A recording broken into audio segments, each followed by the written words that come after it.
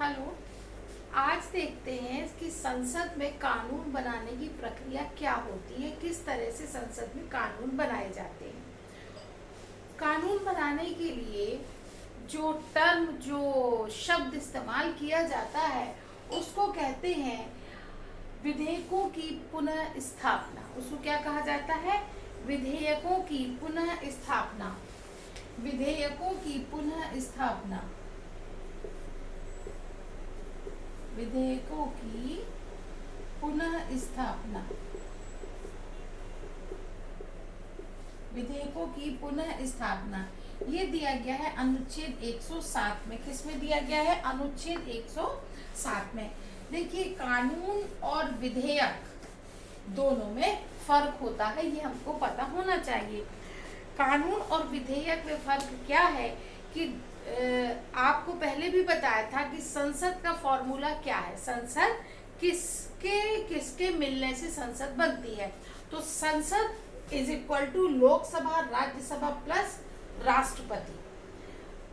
जब तक ये यहाँ पर घूमता रहता है तब तक ये विधेयक कहलाता है, और जैसे ही राष्ट्रपति के इस पे सिग्नेचर हो जाते हैं ये कानून का रूप धारण कर लेता है। तो विधेयक और कानून में बेसिक डिफरेंस है। राष्ट्रपति के सिग्नेचर से पहले विधेयक है और राष्ट्रपति के हस्ताक्षर के बाद वह कानून बन जाता है। ठीक है, तो ये आपको ध्यान रखना। इससे क्वेश्चन आते हैं इसी तरीके से ट्विस्ट करते हुए।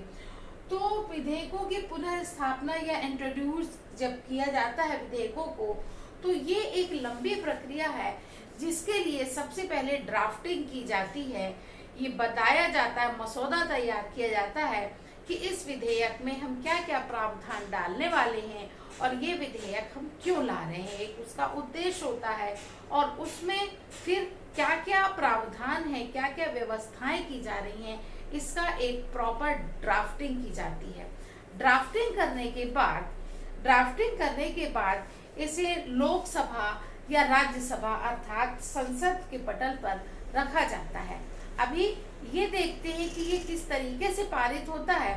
उसके बाद ये देखेंगे कि कुछ खास विधेयक हैं जो सिर्फ लोकसभा में ही आते हैं, इंट्रोड्यूस किए जाते हैं यानी पहले रखे जाते हैं, और कुछ ऐसे हैं जो जिनकी शुरुआत राज्यसभा से ही होती है।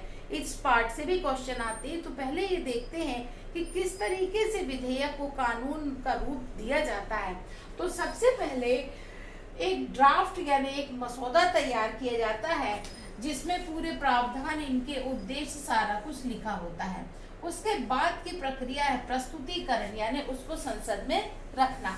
संसद में रखने के लिए मान लीजिए किसी को हमने लोकसभा में सबसे पहले रखा, तो लोकसभा में उसका प्रस्तुतिकरण होगा।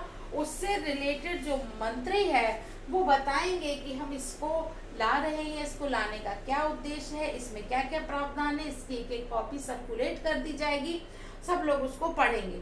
उसके बाद होती है चर्चा। अब यहाँ पर डिस्कशन शुरू होता है। विपक्ष कहेगा क्या जरूरत है, आपने इसमें ये चीजें गलत रखी हैं, पक्ष कहेगा ये जरूरी होती है, डेटा बताए जाएंगे, और इस तरीके से इस पर चर्चा की जाती है, जिसको कि हम चर्चा या विधेयक पर चर्चा, विधेयक का प्रस्तुतिकरण, इस तरीके से शब्द इसमें यूज होते, तो कंफ्यूज नहीं होना। फिर आता है विधेयक पर मतदान। जब चर्चा हो जाती है तब फिर इस पर मतदान किया जाता है, और मतदान के बाद अगर ये इसको मतदान में मेजॉरिटी मिल गई तो ये इस सदन से पारित माना जाता है। अगर यहीं से खारिज हो गया तो कोई मतलब नहीं। तो फिर मतदान के बाद ये यहाँ से पारित होकर अब दूसरे सदन में जाएगा। मान लीजिए लोकसभा में शुरू हुआ तो राज्यसभा में जाएगा, राज्यसभा से शुरुआत हुई थी तो लोकसभा में आएगा। सेम प्रोसेस वहां पर भी फॉलो होता है। प्रस्तुतिकरण, चर्चा, विधेयक पर मतदान और फिर वहां पे उसको पारित करना। जब इसको वहां से भी पारित कर दिया जाता है तब ये पहुंचता है राष्ट्रपति महोदय के पास सिग्नेचर करने के लिए। हाँ, यहाँ पर ये बात आप ध्यान रखेंगे कि यहाँ राष्ट्रपति के वीटो पावर की हम चर्चा नहीं कर रहे हैं, क्योंकि राष्ट्रपति के वीटो पावर और राष्ट्रपति की शक्तियां जब पड़ी थी, जहां पर बताई थी, वहां पर उसके वीटो पावर के बारे में डिस्कशन हुआ था और नहीं हुआ होगा तो अभी दोबारा भी कर लेंगे, लेकिन यहाँ पर हम कानून निर्माण की प्रक्रिया पढ़ रहे हैं। तो ये विधेयक जो है वो राष्ट्रपति के पास जाता है और राष्ट्रपति इस पर साइन कर देता है जब, तो ये कानून का रूप धारण कर लेता है। इतना क्लियर है आपको? अब इसके बाद ये देखते हैं कि कुछ ऐसे खास विधेयक हैं जिनकी शुरुआत लोकसभा में होती है और कुछ ऐसे होते हैं जिनकी राज्यसभा से शुरुआत हो जाती है। तो लोकसभा से शुरू होने वाले विधेयक जैसे बजट लोकसभा में भी आता है। लोकसभा की शक्तियां यहीं पर ज्यादा हो जाती हैं कि बजट का प्रस्तुतिकरण लोकसभा से ही होता है। तो सबसे पहली शुरुआत लोकसभा में बजट। धन विधेयक हमेशा लोकसभा से शुरू किए जाते हैं, पास होने पर फिर राज्यसभा जाते हैं। और वित्त विधेयक का पार्ट 1, ये 3 जो विधेयक है ये हमेशा इनकी शुरुआत जो होती है लोकसभा से की जाती है।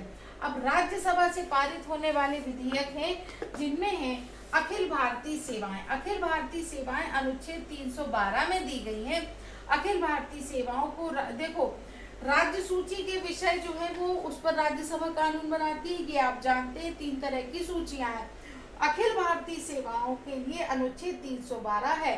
नई अखिल भारतीय सेवा कोई गठित करनी है, मान लो हमारे यहाँ IAS, IPS, IFS है, अब हम कह देंगे Indian all India account services, इस तरीके की कोई भी एक नई हमको सर्विस जो है क्रिएट करना है अखिल भारतीय, तो हम उसकी शुरुआत राज्यसभा से करेंगे। राज्य सूची के विषय पर कानून बनाने का अधिकार राज्यसभा को है, राज्यसभा से शुरुआत होगी। आर्टिकल 249 के तहत राज्य सूची के, ये क्वेश्चन बहुत ज्यादा पूछा जाता है कि राज्यसभा में कौन से विधेयक की शुरुआत होती है। तो राज्य सूची के विषय पर कानून बनाने का अधिकार किसको है? राज्यसभा को है। और अनुच्छेद भी पूछा जाता है कि किस अनुच्छेद के तहत राज्यसभा राज्य सूची के विषय पर कानून बनाती है। तो आर्टिकल 249, ये बहुत इंपॉर्टेंट आर्टिकल्स हैं दोनों, इनको आप याद रखेंगे, बहुत सारे एग्जाम्स में ये क्वेश्चंस आ चुके हैं।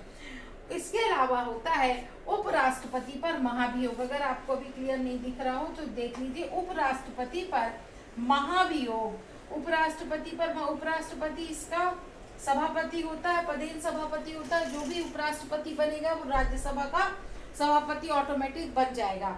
तो उपराष्ट्रपति पर महाभियोग लगाने की प्रक्रिया राज्यसभा से ही प्रारंभ की जाती है। तो ये 3 ऐसे विषय हैं जो राज्यसभा से शुरू होते हैं और ये 3 ऐसे विषय हैं जिन पर कानून बनाने की प्रक्रिया लोकसभा से ही शुरू की जाती है। उम्मीद है आपको क्लियर हो गया होगा। आप इसका स्क्रीनशॉट ले सकते हैं, देख लीजिए, और कोई डाउट हो तो बताइए। तो अनुच्छेद 107 में विधेयकों की पुनर्स्थापना के बारे में बताया गया है। मसौदा तैयार करना, प्रस्तुतिकरण, चर्चा, मतदान, पारित और राष्ट्रपति के हस्ताक्षर, ये आपको एक सीरियल से अरेंज करने के लिए भी आते हैं। तो आप इनको इन्हीं सीरियल वाइज याद रखिएगा, आगे पीछे कर दिए जाते हैं एग्जाम में, आप उनको प्रॉपर अरेंज करेंगे। तो हर तरीके से क्वेश्चन को आपको रेडी करना है। उम्मीद है आपको समझ में आया होगा।